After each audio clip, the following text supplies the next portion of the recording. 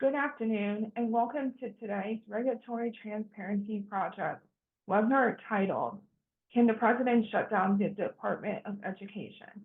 We are so glad that you're able to join us today. My name is Sarah Clark, and I am the Assistant Director with the Federalist Society's Regulatory Transparency Project. As a reminder, all opinions expressed are those of the speakers and not of the Federalist Society. We are honored to be joined by a fantastic panel of experts. In order to get right to the discussion, I'll leave individual introductions to our moderator. After the panel discussion, there will be a short period designated for audience questions. We ask you to submit them via Zoom's Q&A feature, not the chat, and that the questions are pertinent to the topic at hand. Our moderator today is Robert Eitel, who is the co-founder and president of the Defense of Freedom Institute. He previously served as senior counselor to the Secretary of Education from 2017 through 2020, and Deputy General Counsel of the U.S. Department of Education from 2005 to 2009. You can find out more about today's moderator and panelists at fedsoc.org. With that, I will hand things off to Mr. Eitel to get us started. Mr. Eitel, thank you for joining us today. Thank you so much, Sarah. It's a delight to be here, and I really appreciate the opportunity. And I'm pleased that all of you could join us today as we explore the question, can the president shut down the Department of Education? For clarity, this will be a discussion of the legal and policy aspects of dismantling the U.S. Department of Education. So this will not be solely a law-centered discussion. Because we're fortunate to have today four excellent experts in this area that address both the legal and the policy aspects of this issue. Jonathan Butcher, Michael Petrelli, David Randall, and Kent Talbert. I'll introduce each of them. I'm going to also, after that, sort of set out the context for the current discussion. There's been a lot percolating. I realize that not all of the persons watching this webinar have the time to keep up with this issue. A lot has been happening. I'll sort of set the context in terms of litigation and presidential action and departmental action, and then we'll open it up to opening statements from our panelists, followed by discussion and then Q&A. First up, Jonathan Butcher is the Will Skillman, Senior Research Fellow in Education Policy at the Heritage Foundation. He has researched and testified in education policy around the United States, including testimony before the U.S. Commission on Civil Rights. He serves as chair of the South Carolina Advisory Committee to the U.S. Commission on Civil Rights, and in 2021, the governor of South Carolina nominated Jonathan to serve on the board of the South Carolina Public Charter School District, a statewide charter school authorizer.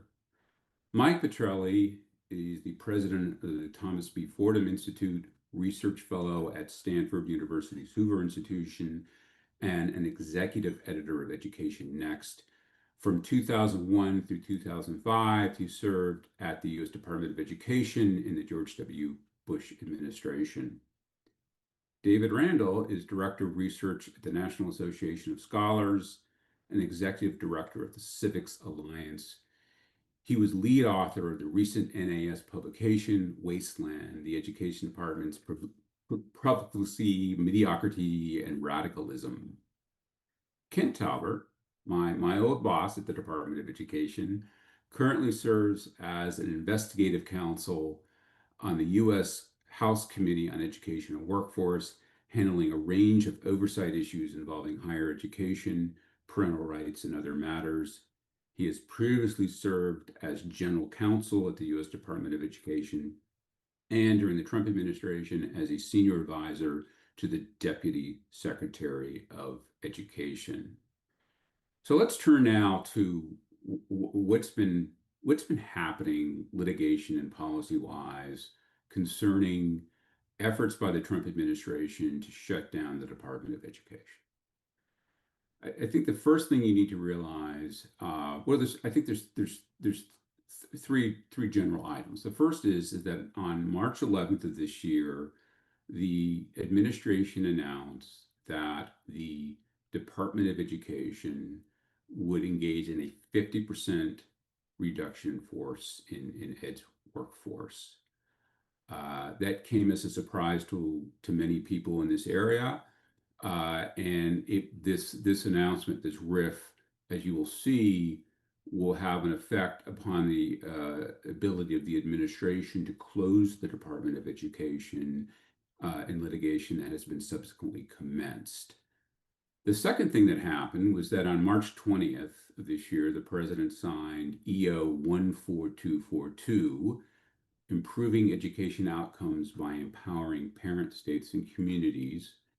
And in this EO, the president directed the Secretary of Education, quote, to the maximum extent appropriate and permitted by law, to take all necessary steps to facilitate the closure of the department and return authority over education to states and local communities.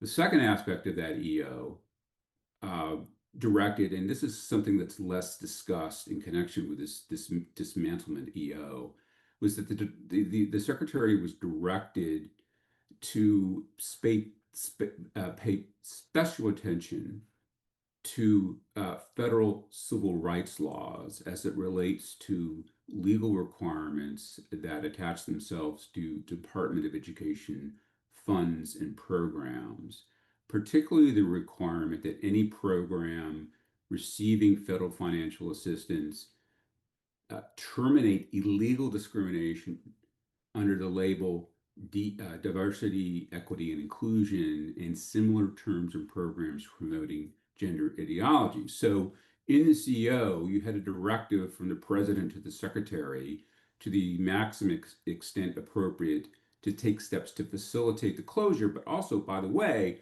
to enforce vigorously the civil rights laws of the United States. Subsequent to that, the president in a press conference announced that the federal student loan portfolio would transfer from ED's Office of Federal Student Aid to the Small Business Administration, which again took, I think, many people by surprise, because that is not an issue that authority, that notion, that policy had not been discussed before. A couple months later, on May 22nd, a collection of states and school districts sued the department, alleging that the RIF that I referenced before was actually a pretext for dismantling the Department of Education, on the theory that the RIF would make it impossible for the department to perform its statutory obligations, and that the RIF was a step toward a de facto dismantlement. Ultimately, the plaintiffs managed to convince the court that the administration was leveraging the RIF to dismantle the department without congressional authorization. The court, for a number of reasons, not the least of which was that they found a violation of the separation of powers, and that the department was allegedly acting outside of its scope of statutory authority, issued a preliminary injunction. And the department, as a consequence, has been directed to reinstate the employees that were subject to the RIF and to take steps not to enforce any dismantlement of the department administratively. The administration went to the First Circuit to ask for a stay. That was refused, and I believe that the stay request is now pending before SCOTUS. So with that context, I wanted to recenter the conversation and ask Kent Talbert specifically to talk a little bit about the origins of the department and the statutory authority giving rise to the Department of Education, and specifically the Department of Education Organization Act. Kent, what did Congress do with this legislation that created the department? Sure, sure, and thanks very much to the Federalist Society for hosting. The department or actually back in 1979, when the Department of Education Organization Act was first enacted, it established the department as an independent cabinet level agency. And that was after many other education functions had been put into law under various statutes over the years. And so, the statute itself, the Department of Education Organization Act itself, included a number of findings. It actually had about 10 findings, which is quite a few. It had 7 purpose statements. And it also had a separate section on federal-state relationships, given the concern of a number of members of Congress and others as well at the time. And so the findings and the purpose statement set up to a degree, what the role should be of the newly established Department of Education. Finding 3, for example, says that parents have the primary responsibility for the education of their children, and states, localities, and private institutions have the primary responsibility for supporting that parental role. And so they right away had a finding associated with parents, again, as they're establishing this new department and peeling off the Bureau of Education from the former Health, Education, and Welfare Department. Finding 4, for example, goes directly to the primary responsibility of education, and that essentially says that the primary public responsibility for education is reserved respectively to the states and the local school systems and other instrumentalities of the states. Again, picking up on state and local government's role that's reserved for them under the Constitution. The purpose statement, also there's a purpose statement that talks about the department being coming into existence to supplement and complement the efforts of states, local school systems, and other instrumentalities of the states and the private sector. And there are also several other entities mentioned, but in essence, that purpose statement, one of the purpose statements, is to supplement and complement what states are doing. And then the last thing, this section on federal-state relationships, again, it's part of the Department of Education Organization Act. It says that the establishment of the Department of Education shall not increase the authority of the federal government over education or diminish the responsibility for education, which is reserved to the states and local school systems and other instrumentalities of the states. And so again, the drafters, the drafters of the act, the legislation, were very concerned about, what is the role of the department to be as a freestanding cabinet level agency. And again, it says the establishment of the Department of Ed shall not increase the authority of the federal government or diminish the responsibility of education, which is reserved to the states. And the law also includes as a rule of construction, which is very relevant, that nothing in the law shall be construed to authorize the secretary or any other officers of the department to exercise direction, control over curriculum or programs of instruction. Again, the writers of the law were laying down some markers as to what is the proper role of the department to be now that it's coming into existence. In 1980, it was enacted and signed in 1979. But unfortunately, the net result over the nearly 46 years of the department has been the department seems to have veered far afield of these limitations that we see in the findings and in the purpose, and also in the statement about the relationships between the federal government and the states and localities. Also, over the 46 years, the department appears to have increased its authority, and in fact, some would argue has taken on a primary role rather than a supplementary role, and that it's displaced, in effect, what the states are responsible for doing and driving the agenda when it should be the other way around. The other thing is, I think some would argue that the Department of Education Organization Act is fully implemented as of today, 40-something years later. In some respects, the department has ignored the role of parents. Some would say in many respects it's done that.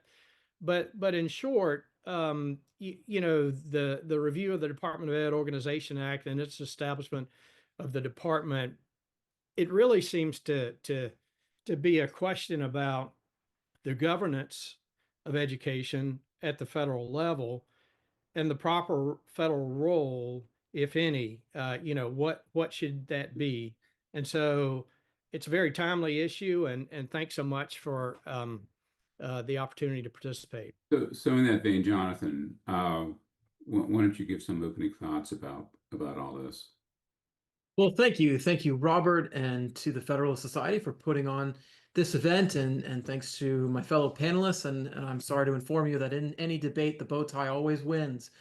The president's leadership and policies are essential to closing the Department of Education. Now, clearly, the agency was established by statute, and there are parts of education policies that are in law that will need legislative authority for the agency to be closed down. But it simply cannot be done without the vision and leadership that would come from the executive branch. So let me give you 3 quick points here. And first, I'd have to say that I do agree with Kent's comments, especially at the end. And as you'll see from what I'm going to say, my view and really the evidence in policy and in the results of the department are in line with where Kent landed at the end. So first, the president is correct to close the Department of Education or to call for its closure.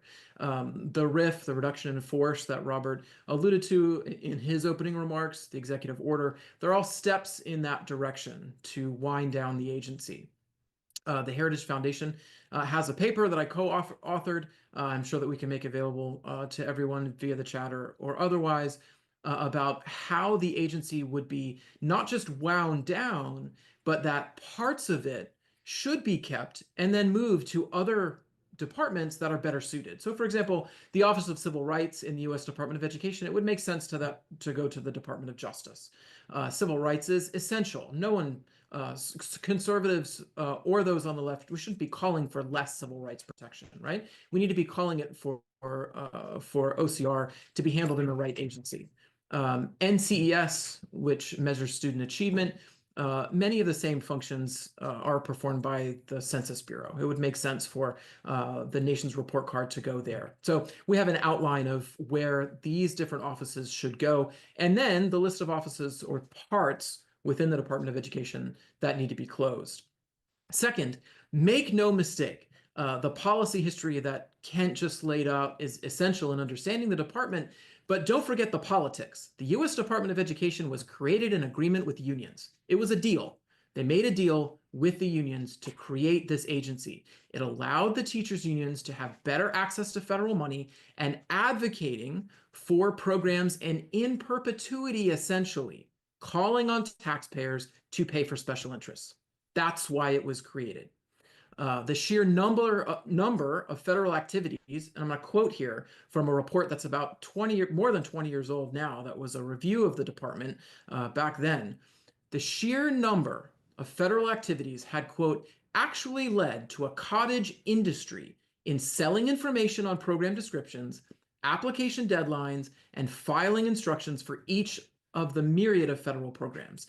It created something for people to work on. That's what the agency created. Number 3, the Department of Education, it's not about achievement. So we can talk about student achievement, math scores, reading scores. We can talk about how it hasn't helped, but that's not what the agency was really set up to do. It actually does very little to manage or change the way that student achievement swings across these subjects. However, it does have a lot to do with coercion. So for example, in 2014, the Department of Education was key under the Obama administration in swinging the way that we deal with student discipline, and essentially advocating for a singular view of telling schools they may not discipline students of certain races more than others, right? Which is a slap in the face to how we should understand civil rights law. The same thing goes for national standards, right? Under the Obama administration, they coerced schools with money to adopt national standards under the Common Core. In the last administration, they redefined what sex is in Title IX, right? Without bothering to go through Congress. And what's fascinating is that the same teachers unions who are suing under the lawsuit that Robert just described to stop the Trump administration from closing the U.S. Department of Education, these are the same unions who didn't say boo when the Biden administration wanted to redefine the word sex in civil rights law, which is fascinating that they were so quiet about it. So make no mistake, closing the Department of Education will return authority to the states. This is not an issue of abandoning education. This is about returning it to the place where parents and local educators will have the most autonomy. Michael Petrelli, I'd like to hear from you about this. So go ahead, please. Great. Well, first of all, thanks, Bob, and thank you, Sarah, for the invitation. And Jonathan, very nicely done. I am here in some ways to disagree with what Jonathan said, but I think we do agree with many things, which is that there have been some really bad policies coming out of the federal government over the years that have done some harm. That 2014 guidance on discipline, that's something I've written a lot about, and I think it was definitely a big mistake. I think what we have to acknowledge, though, is that like anything else in this life, federal policy can be good, bad, or in between, and it has varied over time. If you go way back to the 1950s and 60s and the age of desegregation, the federal government did a lot of good, and the schools in the South, especially the 60s into the 70s, would not have desegregated as fast without federal policy. And the results were tremendous in terms of both making our schools more integrated, but also in terms of student achievement for African-American kids going way, way up in those years, especially in the South. In the age of No Child Left Behind, in the sort of late 90s, early 2000s, in that era when there was a lot of focus on testing and accountability, a lot of leadership from both Democrats and Republicans from the White House, we saw huge gains in student achievement, especially for the lowest income kids, especially for African-American Hispanic kids. And so that was a time when we were rowing in the same direction as a country, and the federal role did some good. And then, like Jonathan said, there's lots of examples of federal policy doing harm. So my own take is that for the last decade or so, there's not much of a strong federal role to point to. When No Child Left Behind went away and was replaced with the Every Student Succeeds Act, which is coming up on its 10th birthday this December, a lot of the more coercive parts of federal policy went away in terms of how states had to design their accountability systems and the like.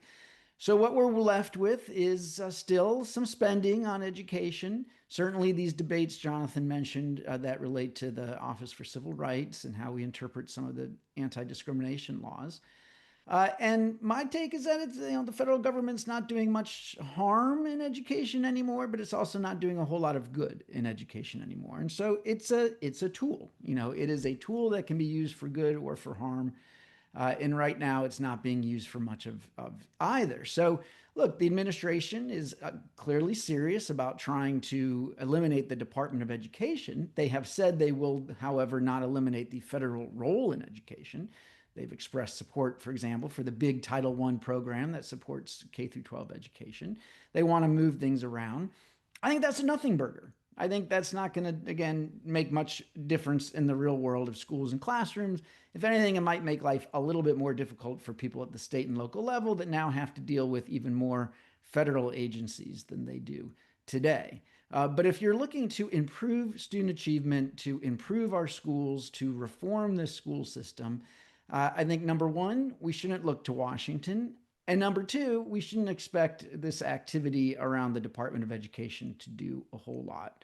to help or hinder that cause. The actions at the state and local level, unfortunately, at the state and local level, at least in blue states, is where the teachers unions are the strongest. And that is where the real effort's got to be. This is mostly a sideshow. Thanks. Thank you, Michael. David, opening Thank comment. you. Well, thank you so much, Bob. Thank you to the Federalist Society. On the direct question of whether the Trump administration can close down the education department by executive order, the answer is God bless them. Hope they can. And if they can't, then we need to think about the plan B. And I guess I want to say it's always been a question whether you could do it by executive order alone. NAS is basically been saying it's sure to go by statutory reform in the long run. So if it doesn't work out by executive order, that's always the thing to focus on. I guess I would say that our general focus is to make sure that this substance of education reform, you follow through in all the details and don't let bad stuff continue, even if the education department has been formally closed. So that would mean we think it's terribly important to remove the statutes authorizing an awful lot of the small programs from the education department, because the lack of accountability is directly the result of there being so many dozens of programs, you can't figure out what they do. And then every single one of these programs can then be a tie for some sort of regulatory shenanigans from the OCR. It's the sheer complexity of it that makes it an unaccountable bureaucracy. So we're very strongly in favor of concentrating on statutorily removing all of this, as many small programs as you can, and making that a priority. We're then also worried the fat transplant problem. What happens if you shut down the Department of Education, but every little bureaucratic program simply continues doing the same thing in the Department of Health and Human Services, in the Justice Department, and so on? Frankly, the reduction in force answered that a great deal, but that's also being challenged by in the courts. So we can't at this point tell if that will stick. And I guess I just say it's very important to make sure that the little evil-doing bureaucratic cells don't continue somewhere else. I'd also, another big thing, watch out for the unfunded mandates. In particular, I'm thinking about special education IDEA. There are these extraordinarily expensive, intrusive, unfunded mandates in special education. The federal government doesn't have to spend a dime itself, but prompted by lawsuit, the school districts and the states are responsible for an enormous amount of spending, which is just growing and growing and growing, like, every day.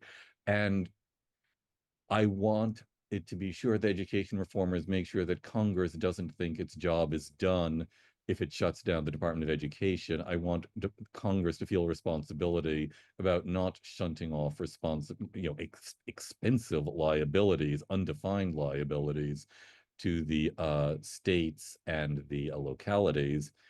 And the last thing is actually a little counter to this, and I must say this is obviously a great deal of policy. The Trump administration is using the powers of the education department to finally, whale on Harvard, but generally to try to address all of the distributed illiberal bureaucracies that have sprung up, in every state, in every locality, in every private institution. And we need the Department of Education is doing a good thing with that, and we need to make sure that if the Department of Education goes away, that the power to confront the distributed authoritarian liberal bureaucracies still that this can be done somewhere in the federal government, Justice Department, elsewhere. Now that's it. Perfect. Thank you, Dave. Ken, I want to return the conversation just to the sort of the direct legalities of this issue of the president dismantling the Department of Education. That you mentioned the Department of Education Organization Act, and I do think that that is sort of the central reference point for the legal discussion. The DO, as it's known, has some fairly clear statutory mandates that there will be a Department of Education. That's the determination made by Congress, and that this Department of Education will have within it shall have certain offices. It shall have a deputy secretary. It shall have various offices. Could you comment on that a little bit, sort of walk people through exactly what is required statutorily? And because I think that shows that this is not simply a magic wand exercise where the president dictates that there not be a department and we're done. There are statutory requirements and there are appropriations that accompany that. Would you talk a little bit about that, please?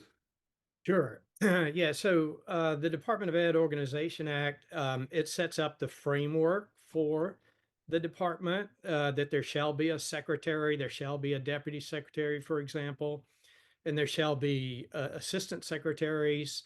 It also sets up the different offices within the department: elementary, secondary, post-secondary ed, and many others.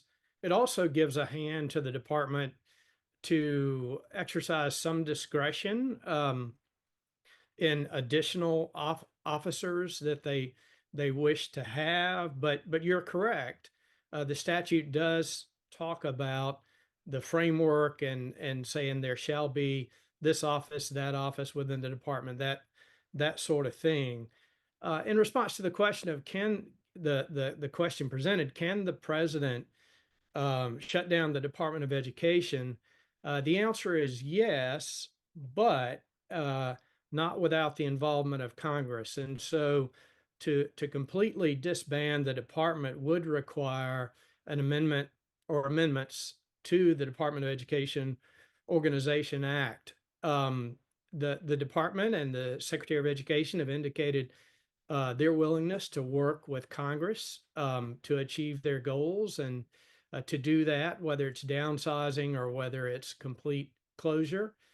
They've communicated their willingness to work with Congress. Congress and Chairman Wahlberg of the Committee on Education and the Workforce, on which I work, has communicated his interest and the committee's interest in working with the secretary and with the department.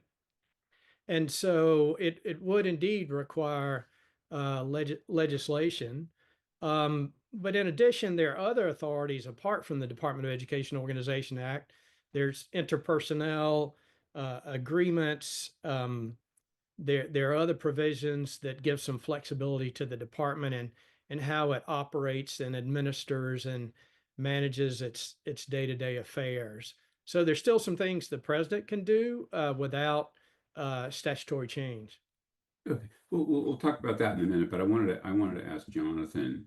Jonathan, if to Mike's point, if into the point of the executive order, which appears to state that appropriations will continue, if we're going to dismantle the department and simply spread various offices to different agencies or departments within the department, and the appropriations on federal appropriations for these educational programs continue, well, why does it matter? I mean, what are we achieving? Well, first, the point that you make about the appropriations continuing is an important piece of this lawsuit, because they do intend and understand that the agency will remain open until they can have legislative help in closing the department. But secondly, no, once the president and Congress work together on a proposal to wind down the department, they're not going to keep everything, or they shouldn't, right? Things like Title II, which is for teacher training, even those who advocate for teacher training under Title II. Look, if you read the reports about the evaluations of this, even they admit that the program doesn't work. They just call for more money to keep it working. Title III, which is money for students who don't speak English as a first language, that needs to be cut. I mean, you can go on down the list of various programs that should be closed. Some of the essential ones that I said should remain are just that. I mean, they are essential, from OCR to the nation's report card, but it's a pretty short list. And I'll say something that people really need to pay. They may chuckle at, but we are talking about closing the Department of Education, and we're closer to it today than we perhaps ever have been. And so what I'm going to say is, even the student loan program, right? Eventually that should move to whether it's SBA or Treasury. And then we should get Washington out of the business of being the #1 provider of student loans across the country. So that is a huge program, right? Biggest responsibility within the department now, even that. So it's not just a matter of taking programs and moving them around. And take some of them, take the essentials and move those, but then close the rest. Say very quickly, per Michael's point about the good that was done in the 1950s and 60s around civil rights, agree completely. But I would add, those were done without a U.S. Department of Education, right? By the same token, to David's comment about the deal that's going on with how the president is using the Department of Education to take on universities. This is resulting in lawsuits, right? Harvard has already turned around and sued. Eventually, this needs to be handled by the Department of Justice, or it will need to be handled in court. You don't need a Department of Education to do this long term. So it's serving a purpose right now. It's not one that it will need to serve forever. So, I mean, look, I would agree with Michael's point finally that, when it comes to improving student achievement, which is that's the bottom line of every conversation, right? Or at least it should be when it comes to K-12. We shouldn't look to Washington. We should be looking to the states that are creating school choice programs that are available to every child, right, across the state. Texas just did that. New Hampshire just did that again, even after we had West Virginia, Arizona, Florida. I mean, we can go down the list of state lawmakers that have created expansive private learning options on top of, in many cases, the charter school options already available in states across the country. Those things, that is the future of education policy. That is what is going to move the needle for student achievement. Michael, do you have a response to any of that? No, I mean, look, I think we mostly agree here. And I think we should talk a little bit about, what we should be rooting for here, right? It's a lot of political capital that the administration is investing in this effort to try to break up the Department of Education. And look, I think some of us are a little bit surprised. I'll admit that I am. I thought that, like in the first term, this might be something they talk about a little bit and then quickly move past and go about their business, because it's so hard to do. Because it does appear, again, I'm not the lawyer on the panel, but it appears that you really need Congress to do most of this. And what do you get for it? Even if you succeed and you dismantle the Department of Education, and most polls show that this isn't particularly popular. This isn't a hugely winning issue. Maybe it's popular with some parts of the president's base. But, at the end of the day, it's not like it then leads to more options for kids or better schools or improved student achievement. If it does that, it would be very indirect. So, I think there is this question about why is the administration so focused on it? I guess give them credit for trying to follow through on a campaign promise.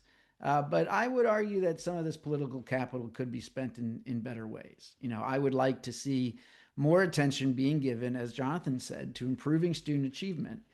Could we hear more from the Secretary of Education and from her top deputies about what it's going to take right now to address the country's learning loss, which is still immense after the pandemic and after the teachers' unions kept our schools closed for so long.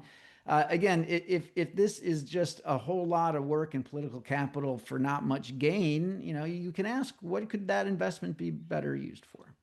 Although I would say that she has spoken out in favor of students, furthering student achievement and workforce development, and things that are not necessarily on the front page of the paper, right? I mean, she has spoken on those issues. it's the other stuff that perhaps is sort of the bright, shiny object of the day, the DEI, the gender ideology stuff, but all of which is very important, gets most of the press. But in fairness to her, she has spoken about that. David, you mentioned. Let me ask you this. You've done a lot of work at sort of reimagining how all this would work in terms of federal education policy and where programs would go, those which would be terminated. Could you talk a little bit about the work you've done in that regard and sort of outline for us and your thinking on if there's not going to be an education department, then how's federal education policy going to work and where will these programs go, if anywhere? Oh, golly. So all workforce education, the Department of Labor, everything having to do with Indian education, there's an entire duplicate bureaucracy within the Department of Education and within the Department of Interior. Merge everything which is being done in the Department of Education over to the Department of the Interior.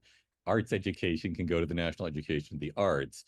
The Institute for Education Statistics, which is, by the way, yes, really important, not least because state assessments of their own progress can be a little dodgy, and it's good to have the federal information as a double check on that. We were saying I think the NSF has a social science, the National Science Foundation has a social sciences directorate, perhaps that instead of the Census Department. I should say, however, the Health and Human Services, an enormous amount. The rehabilitative services, we at least a dozen things. Yeah. Sorry. Yeah. So special education to HHS, that sort of thing. Yeah. And I should say there's also there's simplifications which don't necessarily wherever they're done. For example, Title I spending now has, I think, 4 different formula programs which have been added over the years. This should be amalgamated. There should be one formula spending program, and again, for accountability, so that citizens and lawmakers can know precisely how this darned machine works. Where the more moving parts you have, the less democratic accountability you have. So it's reform within, as well as, yes, slicing things to go to every other. Hey, look, the Defense Department has its own education system. They should have full control over that. We're still doing stuff for federated states of Micronesia. I sort of think that could go to the State Department at this point. Sorry, it will take me the next half hour to do everything. Sure. That makes sense. Sure. Ken, I wanted to ask you, so we've talked briefly about DOA and the statutory requirements, and there are some fairly specific mandates to the executive branch by Congress on how to administer the programs and what offices exist.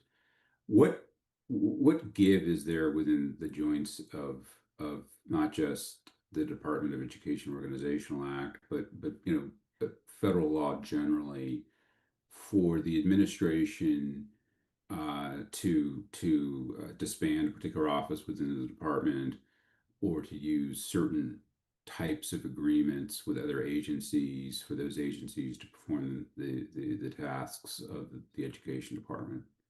Any thoughts on that?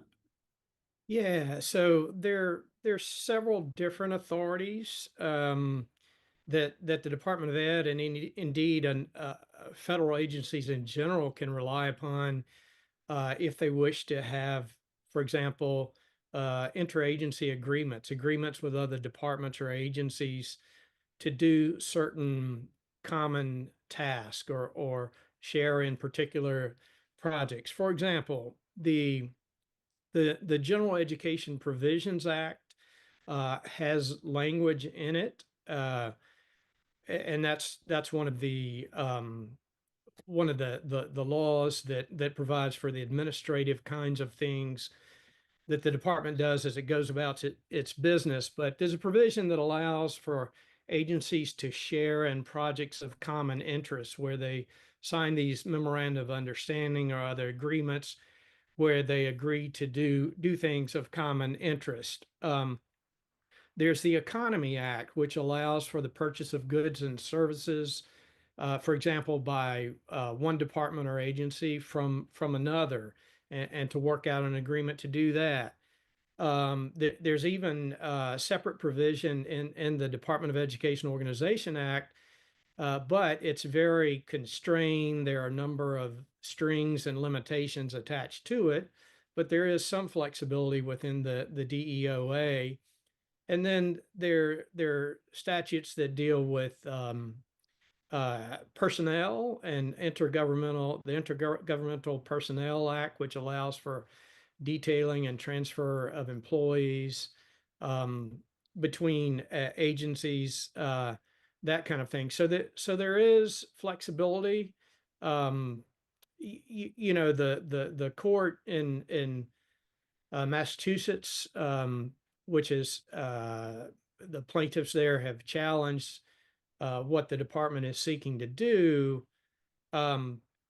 You know, they've taken issue with the department carrying out its essential functions and that kind of thing, but rightly structured agreements with other agencies can be a way to move things around, to share in common functions, activities, that kind of thing.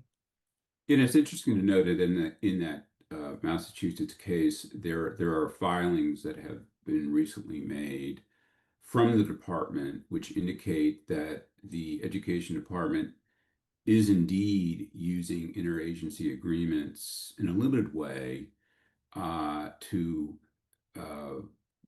operationalize this notion of dismantlement, and specifically they were but that has been enjoined by the court. But it's interesting to note that that is, the department has attempted to do this in two ways. One, in relation to the Office of Career, Technical, and Adult Education, which administers sort of mostly post-secondary grant programs relating to technical and adult education, that they have entered into an IA with, I think, the Department of Labor to perform certain tasks or to manage certain programs formerly managed by the Department of Education. And that they've entered into an interagency agreement with the Treasury Department, I believe, for collections work, which actually is not unusual. That has happened in the past, I believe, well into the 21st century. That was a model wherein the Education Department would agree with the Treasury Department to institute collections work on the federal student loan defaults.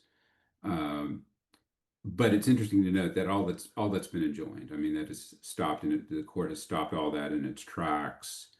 So that, I think, bears watching up the road. We have some questions, and I thought we'd get into those now. The first question relates to returning education authority to the states. What are the implications of returning education authority to states and parents with school choice and parental rights? Will eliminating the education department accelerate trends like the expansion of ESAs, charter schools, and the like? Thoughts on that, Mike? Mike, I'll let you answer that one. Yeah, I'll go first on this one. Look, again, I think it depends. We have to clarify, are we talking about getting rid of the federal role or getting rid of the Department of Education, right? So if the programs and policies stay but go elsewhere, nothing much really changes in the real world. I do think if you got rid of the big programs, so for K-12, you got rid of Title I and all of the requirements that came along with that, it would be significant. It would mean less spending, obviously, but it would also, for example, remove the current requirements for annual testing in grades 3 through 8 in reading and math, a requirement that I would argue still is important to have some transparency in our public education system to know how things are going. I'd also say on the charter school front, the federal government has actually been very constructive on charter schools, going way back to the Clinton administration, providing grants, startup grants for brand new charter schools before they open their doors and can start receiving state and local money.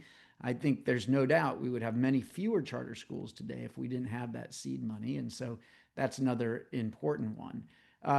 But beyond that, you go down the list and you say, look, most of the action still is at the state and local level. I mean, if you're an education reformer, to spend most of your time out in the state capitals, because that is where the real decisions get made. As Jonathan said, states like Texas passing big school choice programs. What I don't know is whether a change to the federal role would spark more school choice necessarily. I don't. If there's a connection there, I think is quite indirect. It's more hope over experience. What matters for school choice is whether advocates can win these fights at the state capital level.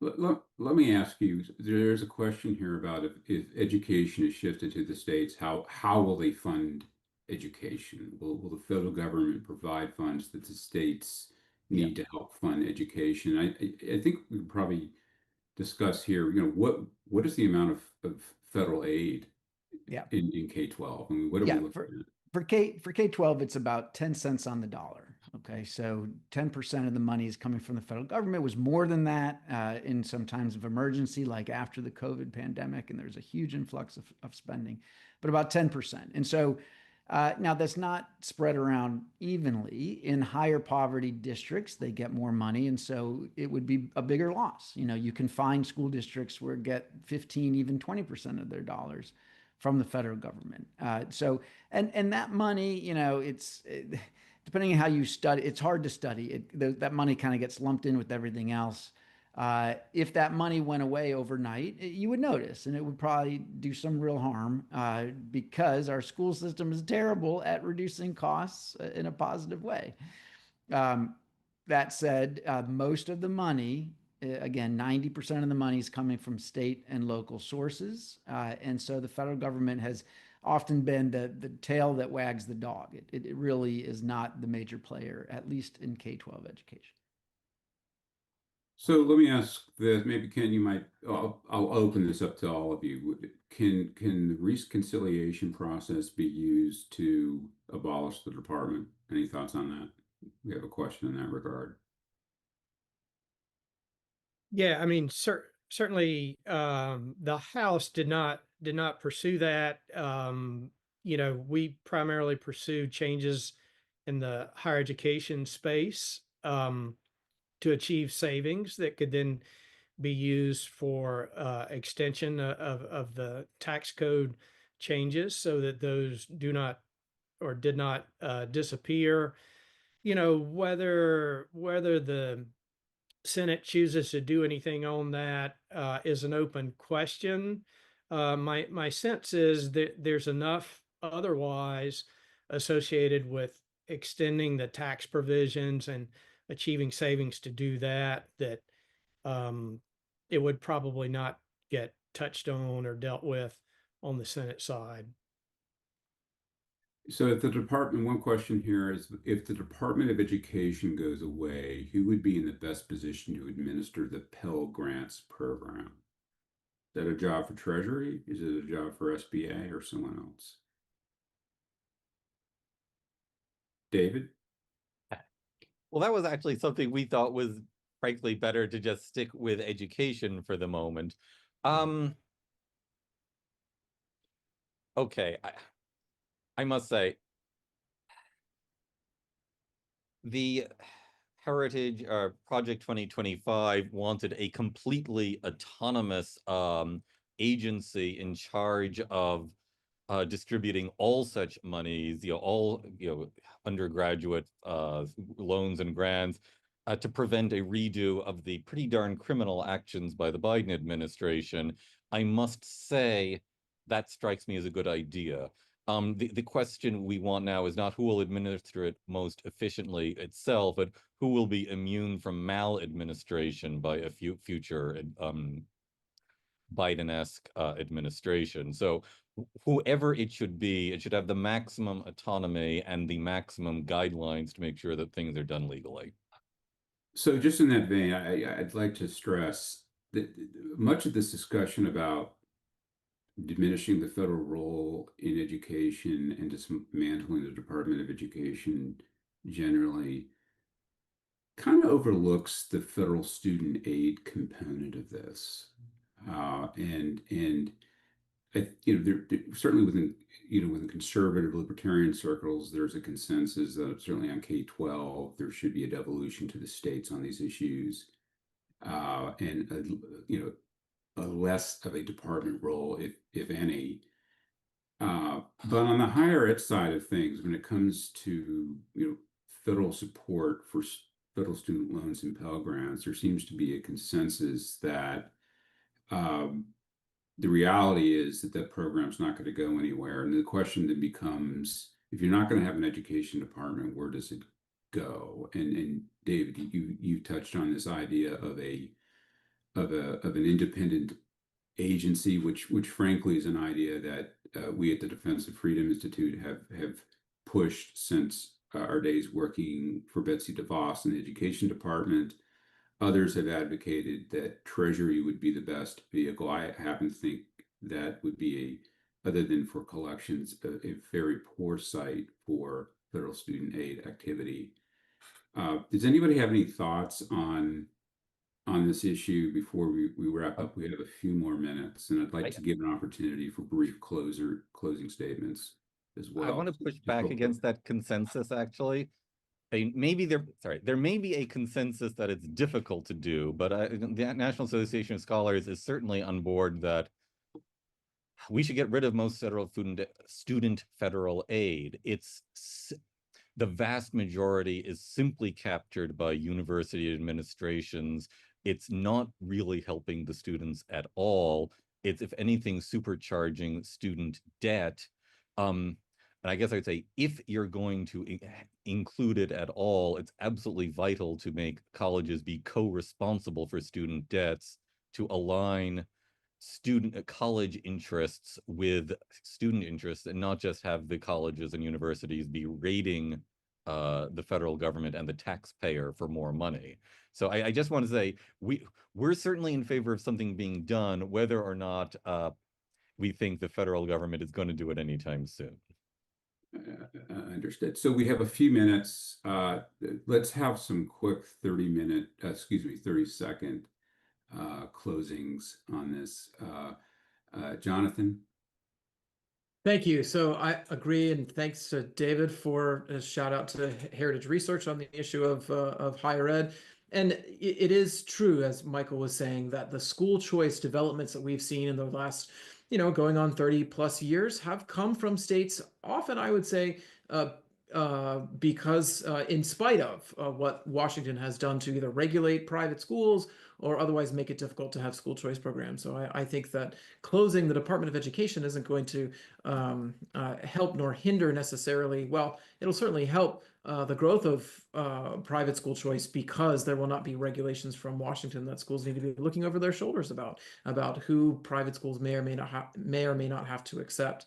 And I would just reemphasize, most of the money, 90+% of per student funding, comes from state and local taxpayers. And Mike was right. It's not evenly dispersed. Those areas that have higher levels of poverty do get more, but they also happen to be the urban areas like LA, Chicago, New York, Miami, etc., that tend to have low performing schools. So money, and increased federal money, is not associated with improved student achievement. So we need to be looking to good policy, and closing the department is the first one. Michael, real quick.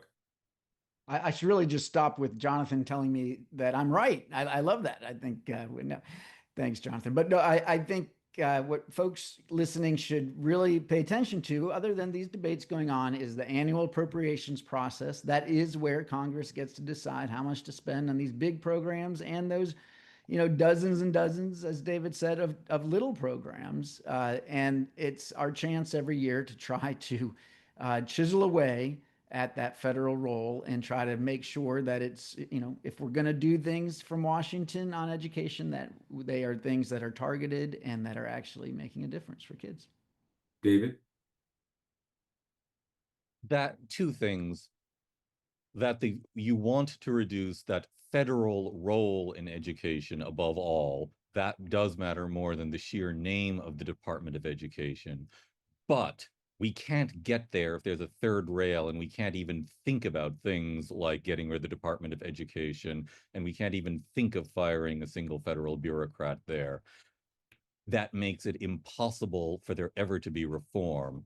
The current attempt makes it thinkable. It's shifted that Overton window, and it puts everything on the table. God bless them for trying. I hope they succeed. And even if they don't succeed immediately by this means, they've really made closing the Department of Education thinkable and politically feasible, as I don't think it would have been if they hadn't made the effort. And Ken. Yeah, three things. One, there's been some discussion about the federal support of education is only 10% in terms of money. That's true, but there are a multitude of regulations, guidance documents, sub-regulatory guidance that then direct states and school districts on what they need to do, and that has become a problem over time. Secondly, we talked about federal student aid, whether that goes to SBA or Treasury. I'll say there is strong support in Congress for federal student aid. And as we're talking about reconciliation, there were a number of important policy changes that were made and that hopefully will be a part of the final reconciliation bill. So again, there's strong support. I think the federal student aid role will continue. And then lastly, back to the Department of Education Organization Act where we began. The intent was that the federal involvement be supplementary to states. Over the 40 plus years, it seems to have become shifted to the primary rather than supplementary role. And again, the enabling statute set things up so that states and local communities, it acknowledged that they are the primary drivers of education and not the federal government. Perfect. Gentlemen, thank you so much. Appreciate your time. Sarah, to you. Thank you so much, Mr. Itel, for moderating, and thank you again to everyone on our panel for joining us and for sharing your insights today. Thank you also to our audience for tuning in and for your questions. For more content like this from the Regulatory Transparency Project here at the Federalist Society, please visit us at riseproject.org. Thank you.